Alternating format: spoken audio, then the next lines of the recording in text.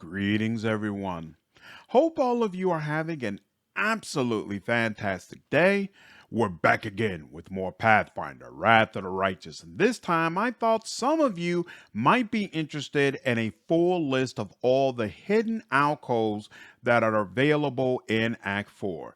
So basically, in Act 4, there are these higher places, such as this alcove right here, where there are things you can loot or bosses you can face that can give you some really nice items, but you're only able to reach them using Dimension Door. There's no way to just walk into these areas, and consequently, they're very easy to miss. So I'm going to have a list here of all the ones that I'm aware of. Of course, there might be some that I missed. If so, I'm sure they'll let me know down in the comments, and I'll have a pinned comment for any additions or corrections that I feel might need to be added. A couple of things that I'm not going to be covering in this video.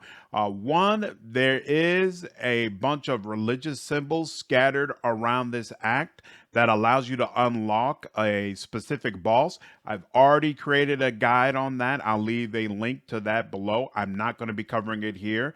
And there's also one alcove where it allows you to face a closet as a boss. I'm going to release a separate video going through that. In fact, I might release that video before I do this one. And if so, I'll have a link in the description for that as well. So neither one of those are going to be covered in this video. And with that being said, let's go ahead and get started. So you see that there's a couple of things here you can loot. I absolutely recommend in Act 4 you have somebody with mini cast of Dimension Door so that you'll be able to reach these kind of places. And once we're up here, I can go ahead and use Woljif. He'll be able to unlock this. And you'll see in here that it's the finger freezer. Oh, I'm sorry. We're actually in the lower city. You start this act right in this area. So you just go a little bit ways here and then you'll be at this spot. And when you unlock that chest, you'll get the finger freezer. This +5 freezing light mace is emanating an aura that makes enemies in a 10-foot radius suffer a -2 penalty to attack and damage rolls with ranged weapons. You're also going to get some magic essence, which you use to unlock the items that Storyteller is able to create. All right, now we're at the second alcove. As you can see, we're still in the lower city, and we're actually right across from where you would first enter the Bad Luck Tavern. Once again, you're going to use Dimension Door, Mass. And then when you come up here, you'll see that there's a Death Snatcher called Soul Hunter, surrounded by a couple of commoners. If you get closer to him, let's do it with a tank, and then talk to him, it'll start a battle. Those commoners are then going to turn into chaotic outsiders who do crazy heavy melee damage, and you're going to get up in a fight with the Soul Hunter. The Soul Hunter is actually no joke. He has a 41 on dexterity, 40 on constitution, and he has plenty of really nice buffs that are on him to make it even more difficult to deal with him. And he specializes in a lot of death spells. So Finger of Death, Circle of Death, Death's Touch. Very difficult guy to deal with if you're not prepared. And of course, he has a large list of immunities.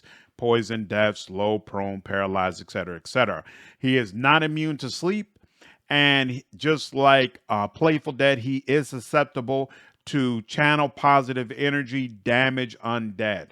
So with that, best of luck to you. Once you finally deal with these guys and you loot them, you're going to get an Amulet of Agile's Fist +2 and a Cloak of Resistance +2, but the real prize is the Assailant's Belt. Whenever the wearer of this belt of Dexterity +6 confirms a critical hit, for the next 3 rounds, the wearer gets +2 circumstance bonus to attack and damage rolls. Very nice. Also, once you get through dealing with this guy, if you come to the back over here,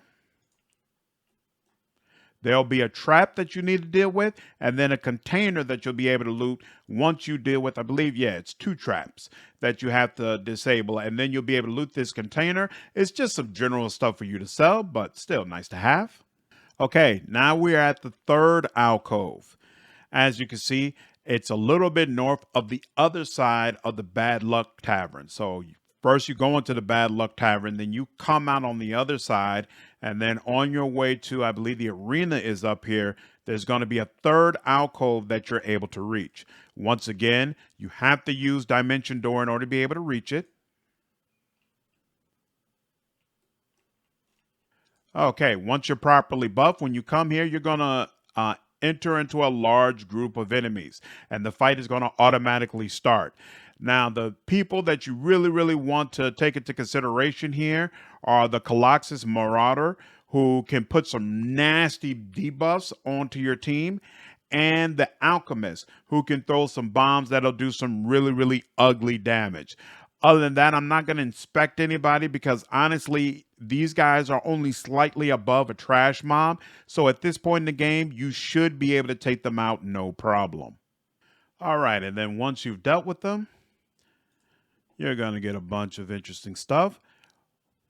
Most of this is things that you would go ahead and sell, except for the gloves of Resourceful Magus. If the wearer of these gloves has an Arcane Pool class feature, it is increased by 5 points. Depending on your class, that might be really useful. Now, once you've finished with these guys, there's 2 areas you want to come to. First, you'll want to swing over here, where there's going to be a trap, 2 traps actually, and a container that you can loot with some items that you can sell. And then if you come back over here, if you look at it from this side, there's going to be a trap right there, and the switch is going to be right over here. There'll be a container that you can loot here as well. All right, now we're at the next alcove, which is actually right next to Savamalek's mansion. You do not have a fight in the actual alcove. However, you face some gnarly fights to get to this area. So make sure you're prepared once you come down here in the upper city. As always, you're going to have to use Dimension Door. And then once you get close, you'll see it's a chest that has a trap in front of it. And then use your lock picker. Go ahead and get it open. And then you'll see you'll get Goggles of Piercing Gaze. These goggles grant their wearer a +1 insight bonus on attack and damage rolls against outsiders, as well as +10 competence bonus on persuasion skill checks. You're also going to get the Crumpled Demon Helmet, which the storyteller is able to revive into a helmet that, if I remember correctly, has some pretty powerful buffs. I think it gives you a +2 profane bonus on strength, if I remember correctly. You can also come up on this platform, go ahead and loot that container. It's just some stuff to sell, nothing special there. All right, and now we're at the last alcove that I'm aware of. This is going to be directly after you deal with Baphomet, close to the end of Act 4. If we go over to the corner here, you're going to see that there's a couple of salamanders down there that we can deal with. There's actually an athletics check that you can use, so you don't have to use Dimension Door to get down there. Now, once you get through with the 2 of them, you'll notice there's another platform that you can get over to. This time, you do have to use Dimension Door. Once you use Dimension Door, you're going to start a fight with the Scorcher of Souls. And actually, he's going to have a couple of buddies that'll come in and try to help him, usually, I believe, from the backside. If you look at the Scorcher of Souls, you see he's got a 36 on strength, a 34 on constitution, a 35 on intelligence. He's got a lot of nice buffs like Bar Skin, Shield, Unholy Aura, Spell Resistance, Death Ward. He's got a lot of things protecting him. He's got an unusually large list of immunities because he's got a lot of spell immunities. So things like Cloud Kill, Mind Fog, Acid Fog, Magic Missile, Dominate Person, none of these are going to work against him. He's also immune to fire and negative energy. He's vulnerable to cold energy. And then he's got a lot of different things that he can use against you. Destruction, most especially, will do insane damage in the right situation. So, best of luck to you. And once you finally defeat them, you can go ahead and loot the bodies. You're going to get a Belt of Mighty Constitution +4, bunch of things you're able to sell. And you're going to get Manual of Gainful Exercise +2. This thick tome contains exercise descriptions and diet suggestions, but entwined within the words is a powerful magical effect. If anyone reads this book, she permanently gains a +2 inherent bonus to her strength score. Once the book is read, the magic disappears from the pages and it becomes a normal book. And that is the full list of all the alcoves that I am aware of in Act 4 for Pathfinder Wrath of the Righteous. Hope all of you enjoyed this video. If you did, please leave me a like, share this content, and subscribe to the channel if you haven't already. I will see you all in the next video. Take care.